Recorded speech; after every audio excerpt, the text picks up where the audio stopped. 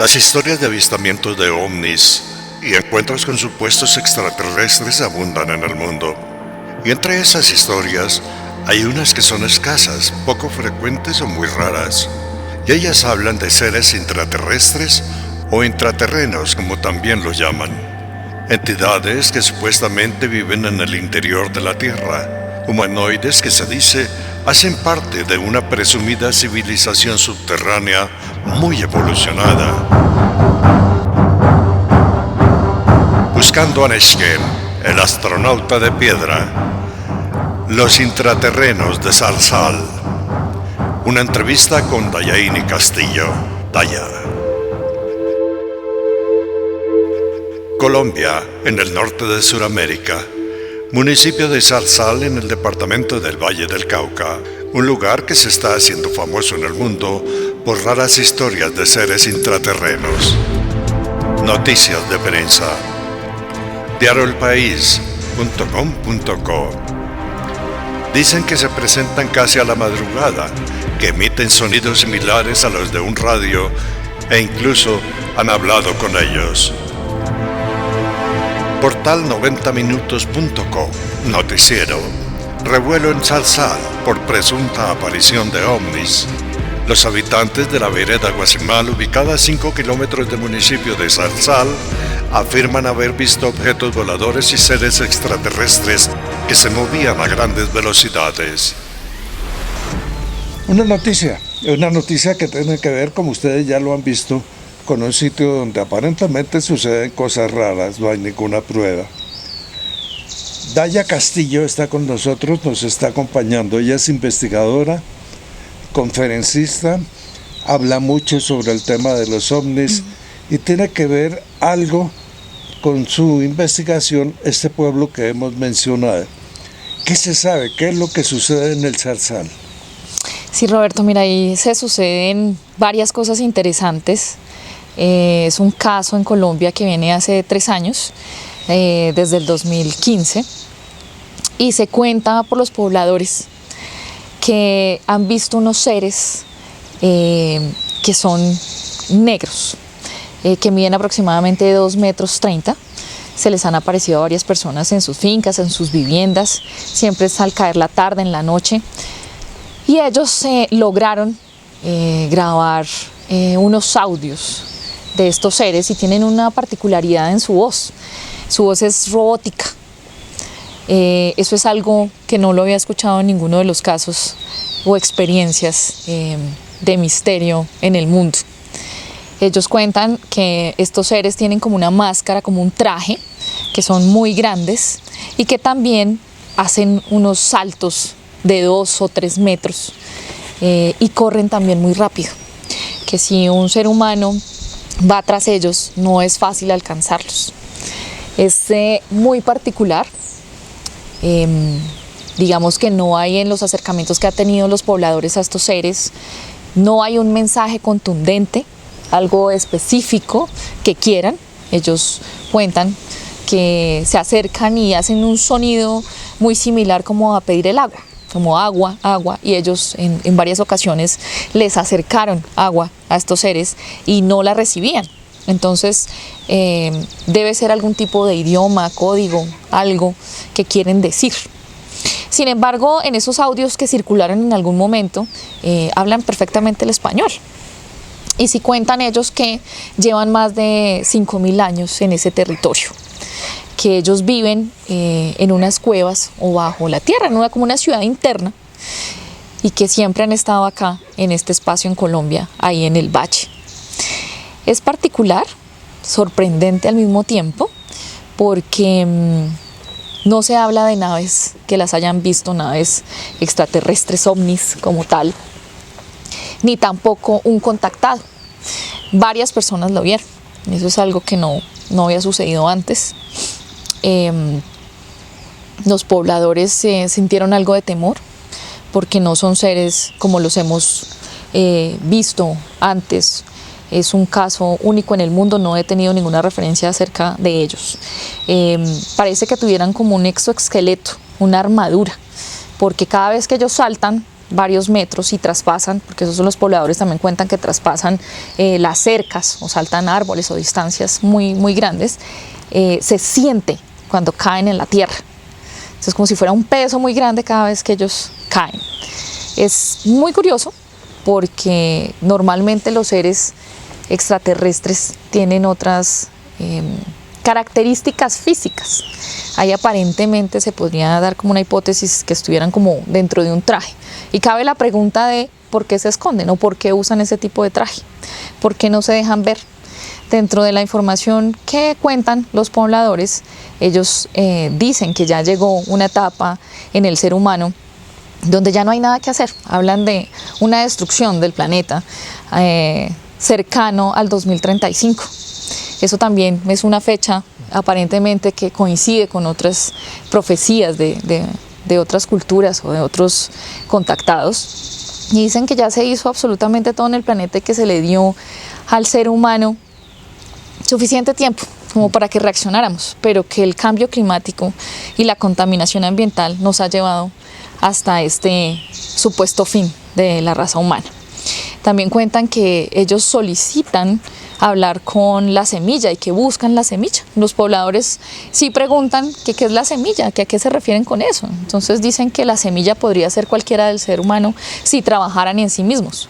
Ellos traen un mensaje también como de paz, de tratar, de ayudar y de cambio para el ser humano, pero también es como una desesperanza al hablar de un final del mundo. Hablemos un poquitico del traje. ¿Cómo es el traje que describen los testigos? Ellos dicen que tienen como una especie de máscara, no se le ven los ojos o rasgos faciales, sino que tienen un exoesqueleto, que se mueven también como un robot, por decirlo de alguna manera, que son muy grandes. Imagínate un ser de 2 metros, 2 metros 30, y pues se ven como muy fuertes porque no es una característica física de un ser delgado, sino más bien como robusto en su armadura o en sus vestimenta, por decirlo de alguna manera. Se ve totalmente negro. Los pobladores también hablan que cuando ellos se acercan en la noche siempre ven una luz, y que hay una luz que es emitida por su pecho, que emana una luz brillante. Entonces los ven y saben que ellos se acercan, es precisamente por eso, porque como son tan negros en la oscuridad no se ven. Entonces la manera de ellos saber es esa luz, y que cuando ya se acercan un poco a los pobladores se apaga esa luz y queda ya entonces el sonido robótico, que es cuando entablan algún tipo de conversación. ¿Hay posibilidad de fraude en toda esta historia? No, yo no pienso que haya un fraude porque los pobladores coinciden en sus testimonios. Todos hablan de lo mismo, del mismo caso. Sí, son varios. Son varios las personas que cuentan haberlos visto, haberlos escuchado, haber tenido algún tipo de contacto con ellos. Eso pasó hace más de 3 años, en el 2015, pero casualmente hubo otro fenómeno en diciembre del año pasado, para las mismas fechas que se había ocurrido. Y ahí hubo unos audios que circularon entre los pobladores, donde un 25 de diciembre estaban reunidos en un estadero algunos de los vecinos celebrando Navidad, y se fue la luz. Entonces salieron a ver qué había pasado, y uno de ellos cuenta que aparentemente vieron una nave. No hay fotos, no hay registros, digamos físicamente no hay nada que dé razón si eso es cierto o no, sino el testimonio, y que ya alguien llamó a la policía y llegó evidentemente un policía con un bachiller de acompañante hasta el lugar, hasta el corregimiento, y lograron grabar. Se dice que el policía dio un tiro hacia la nave, ¿cierto? Pero eso también está ahí en comentarios. Habría que hablar directamente con el policía para ver si eso es cierto, que él hizo unas grabaciones desde su celular, porque obviamente a esas horas en la noche era muy oscuro y no había posibilidades de hacer un video en ese momento.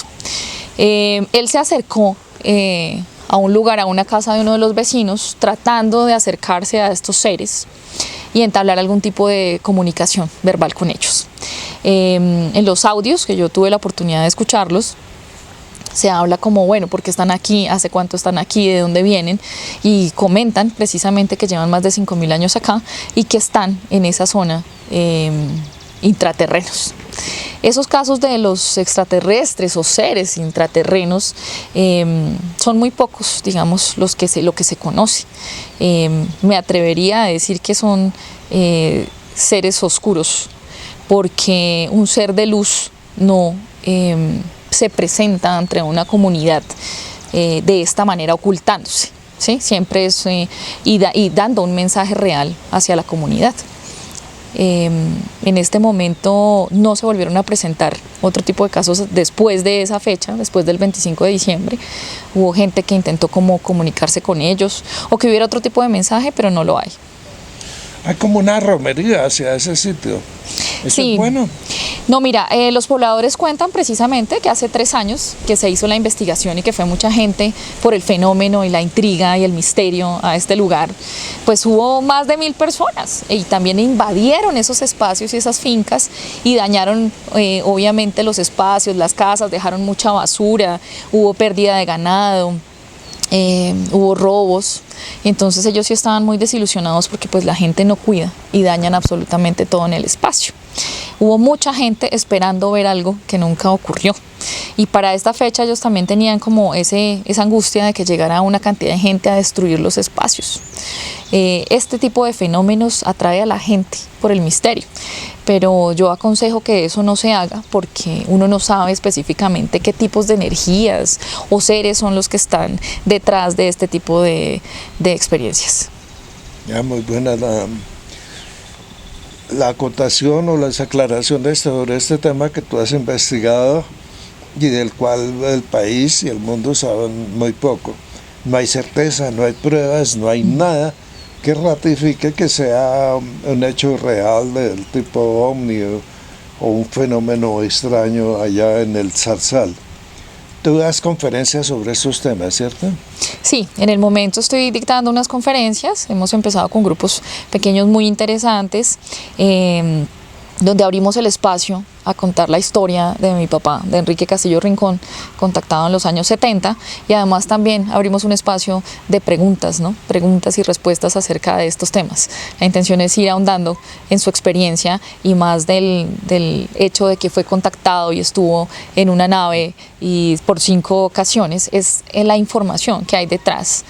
¿Qué mensaje dejaron para la humanidad? Ustedes pueden observar al final de este video, en la parte baja, la dirección, el sitio, los datos para acceder a las comunicaciones o las conferencias que da Daira. Daya. Daya, ese nombre me confunde mucho. En todo caso, muy amable por esta explicación y por esta charla que aclara muchas cosas y al mismo tiempo deja muchísimas dudas. Muchas gracias.